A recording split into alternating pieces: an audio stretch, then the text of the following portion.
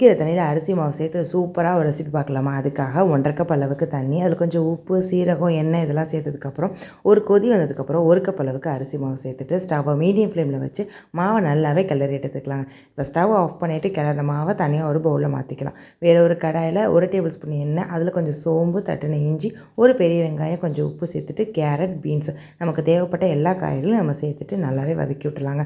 இது கூட 1 table spoon மிளகாய்த்தூள், மஞ்சள் தூள், சிக்கன் மசாலா சேர்த்துட்டு இல்லை வேக வச்சு இறக்கும்போது கொஞ்சமாக துருவின தேங்காய் சேர்த்துட்டு இறக்கி வச்சிடலாங்க. இப்போ கிளறி வச்சுருக்கிற இந்த மாவில் ஒரே ஒரு வேக வச்ச உருளைக்கிழங்கு, கொஞ்சம் மல்லி இலை சேர்த்துட்டு மாவை நல்லாவே பிணைஞ்சு எடுத்துக்கலாம். சப்பாத்திக்கு எப்படி உருட்டுவோமோ அதே மாதிரி உருட்டிட்டு அரிசி மாவு சேர்த்து ஒரு ஷீட்டு மாதிரி இழுத்துக்கலாங்க. இப்போ ஒரு சின்ன பவுல் இல்லைனா கிளாஸ் வச்சு நமக்கு வேணுங்கிற ஷேப்பில் இந்த மாதிரி நம்ம கட் பண்ணி எடுத்துக்கிட்டு உள்ளே பூரணமாக நம்ம கேரட்டே பீன்ஸே வச்சிடலாங்க.